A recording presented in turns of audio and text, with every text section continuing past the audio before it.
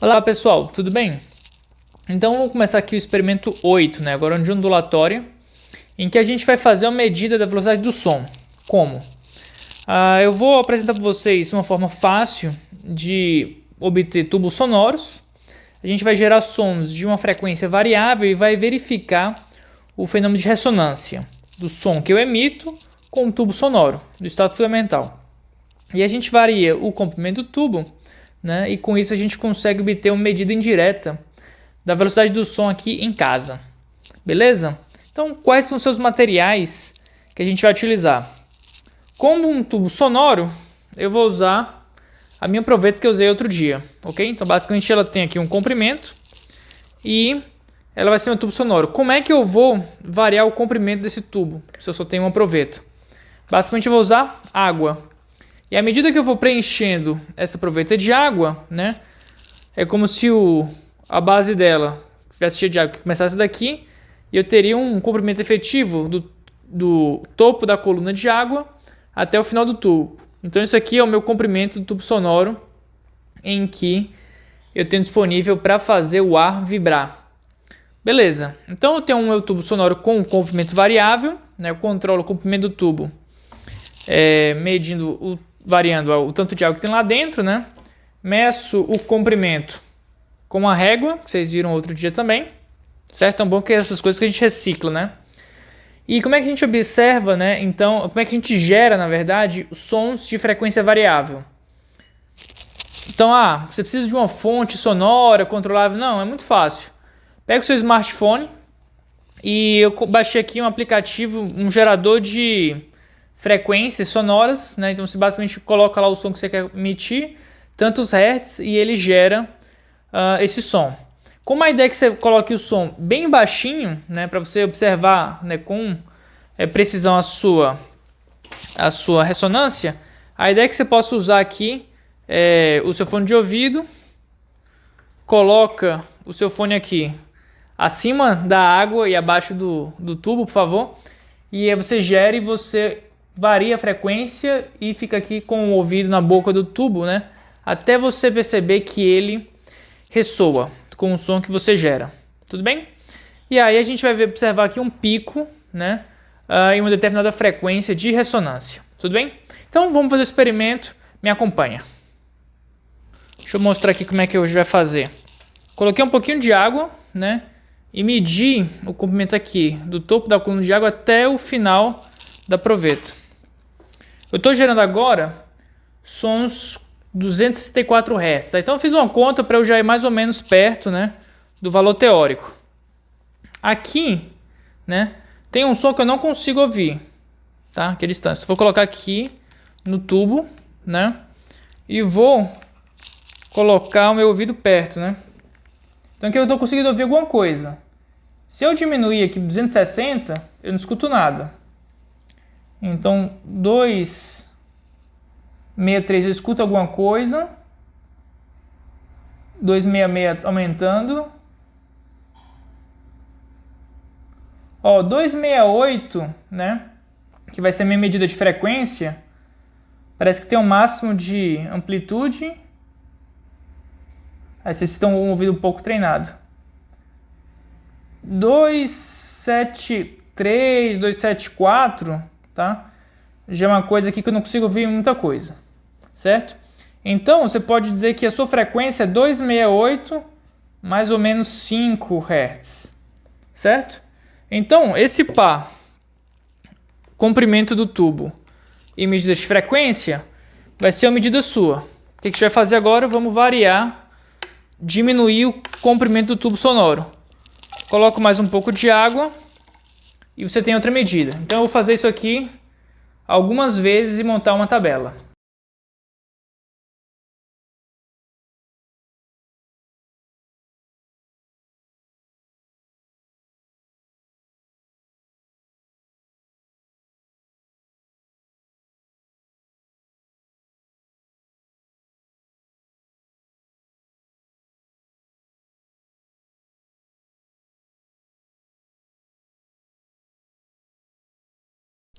Ok, pessoal. Então realizamos o experimento, né? Fizemos medidas aí variando o comprimento do tubo e medindo a frequência de ressonância do estado fundamental, né?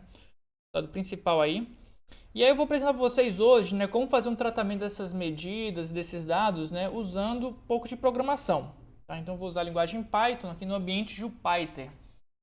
Ok? Então é uma coisa bem legal, assim, ele tem formato notebook que você vai fazendo algumas linhas de código, vendo os resultados e uma coisa bem dinâmica, né? É uma coisa que eu acho muito legal para ensinar, né? Então é uma boa ferramenta para fazer essa análise aí, tanto com alunos ou se professores quiserem, né, usar isso para ilustrar, também é bem bacana, né? Você aprender um pouquinho de programação, mas não é nada demais, né? Tem muita coisa que pode te ajudar no Google, na internet, por aí vai. Então é uma coisa que eu recomendo aí aprender, por isso que eu estou usando aqui esse notebook que eu fiz agora hoje de manhã, né, para ajudar vocês então, a ver esse tratamento de dados, né? Então, ele te permite botar títulos e algumas fórmulas, né? Basicamente, aqui o que a gente tem? Essa aqui é a nossa situação, o tubo sonoro, né? Aqui a parte de baixo é a superfície de água, né? Que eu vou ir subindo e variando o comprimento do tubo. Essa partezinha é a extremidade aberta do meu tubo e como a gente sabe da teoria, né, de ondas estacionárias, num tubo semi-aberto, né? Aqui eu tenho um nó das partículas, né, do movimento delas, né? E aqui eu tenho um ventre, né? E portanto, eu tenho uma relação em que o comprimento de onda dessa onda estacionária, né, desse som, é 4 vezes o comprimento que eu meço, né? Eu posso escrever isso como lambda sobre 4 igual a L, né? Aqui eu tenho outra equação aí, né, da velocidade do som, que é o produto, né, lambda vezes F, né? E aí eu consigo dessas duas relações ter uma relação entre, né, linear, né? Então eu linearizei a dependência aí das minhas medidas entre a frequência e o inverso do comprimento. Tudo bem? Então basicamente aí eu tenho aí esse inverso do comprimento e fazendo essa conta eu vou ter então um coeficiente angular, né, entre essas duas quantidades que são medidas experimentalmente, que corresponde a 1/4 da velocidade do som. Então desse jeito a gente vai, né, medir a velocidade do som a partir das medidas de frequência, né, e de o inverso do comprimento. Tudo bem? Então essa aqui é a teoria envolvida nesse experimento aqui. Então vamos partir aqui, tratar os dados experimentais e fazer a linearização, né, obter essa dependência. Aqui no Python a gente trabalha com várias bibliotecas, né? Eu estou baixando aqui essa biblioteca NumPy, né, a biblioteca numérica do Python, e vou me referir a ela como NP, certo? Então, basicamente aqui eu tenho o vetor L, né, esse array, né, é um vetor, é uma sequência de valores L medidos. Aqui eu peguei todas as minhas medidas que eu fiz e converti todas para metro. E aqui eu tenho as minhas medidas de frequências de ressonância que eu também medi. Eu quero que a minha abscissa x seja o inverso do L. Então eu faço aqui x igual a 1 sobre L. Ele faz isso termo a termo para todas as medidas. Okay? Aí observa aqui que eu vou colocar aqui um ponto a mais, gente, associado aqui. Eu sei que não existe aqui um coeficiente linear, né? Ou seja, eu tenho que, no limite de grandes tubos, né, a minha frequência vai a zero, eu sei disso da teoria. Então eu vou colocar aí um ponto a mais, né, para dar um certo peso, né, a erros que podem aparecer no coeficiente linear, tudo bem?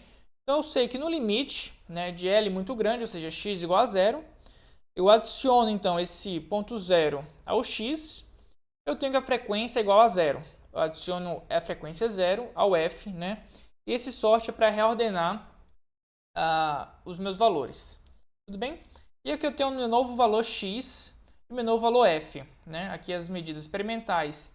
Esse limite que eu quero impor também, né? Um peso, na verdade.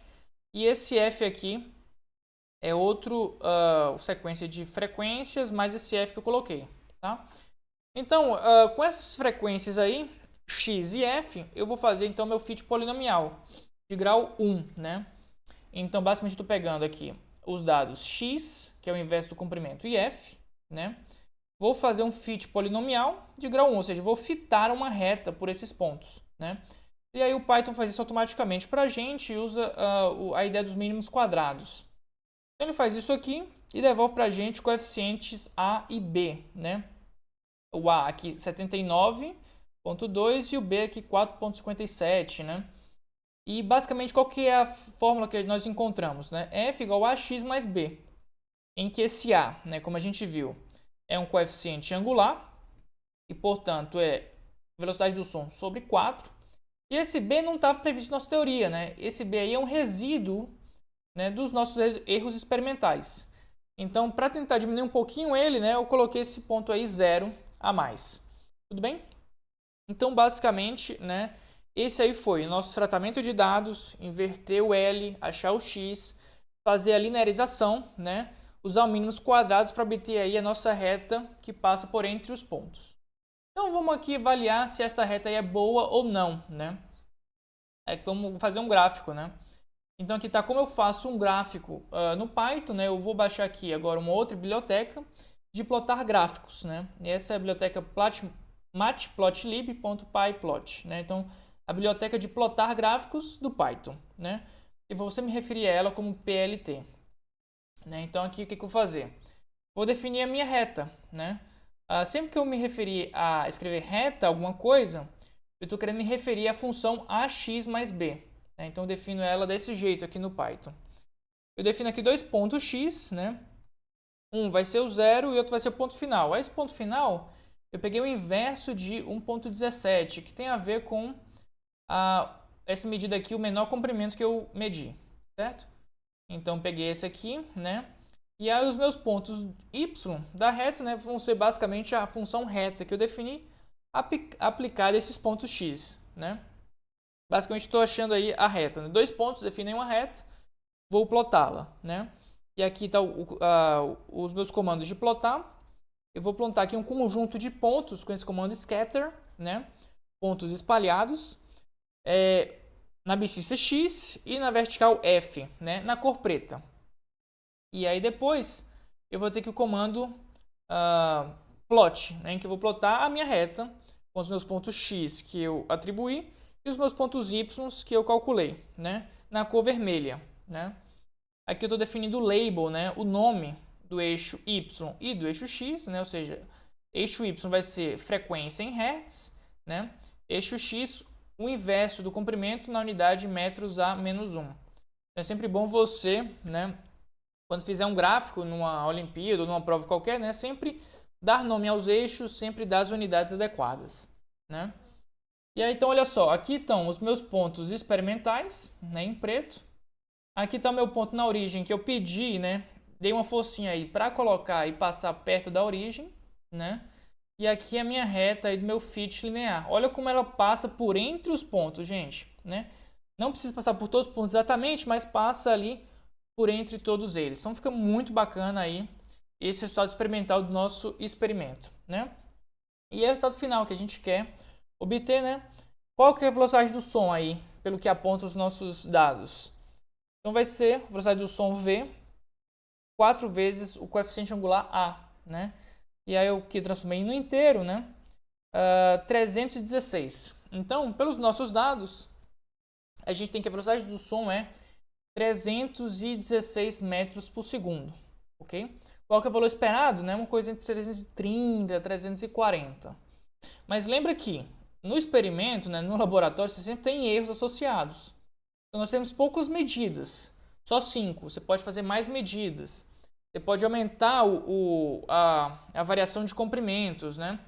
Lembra que a gente também tem uma aproximação que está fazendo. A gente está supondo um tubo muito longo. A gente está olhando para uma dimensão do tubo, né? O nosso proveito, na realidade, né, tem não só esse comprimento, mas a gente também tem aí uma largura dela. Então, os módulos normais, né, são tridimensionais. Eu estou supondo aqui um tubo longo, né, para eu só olhar uma das dimensões. Então, tem uma aproximação envolvida ali. Tudo bem? Mas, como você observa, né, mesmo com essa aproximação, mesmo com poucas medidas, né, você pode avaliar qual que é a incerteza do seu método, né? Em particular, uma incerteza que vai pegar um pouco vai ser certeza na abscissa x, né? Você pode propagar erros para avaliar a incerteza dessa medida. E ver se a gente consegue prever que a velocidade 330, 335, 340 está dentro da nossa faixa de incerteza, né? Mas o meu objetivo aqui com esse vídeo é basicamente demonstrar o experimento e demonstrar essa ferramenta aí do Jupyter, tá? Mas se a gente chega no resultado, né, dentro de uma faixa de tolerância de 10%, né, 316 aí está dentro dela, né, uns 5% de erro, algo nessa faixa, o que é muito bom para um experimento simples como esse aí que a gente fez aí com régua, um proveito, um pouco de água e gerando sons de frequência controlável, né, com o smartphone. Então, espero que vocês tenham gostado, né? Se você gostou desse vídeo, curte o vídeo, comenta, inscreve-se no canal, procura Física em Nível Olímpico nas redes sociais. Então, fico por aqui, obrigado e até mais.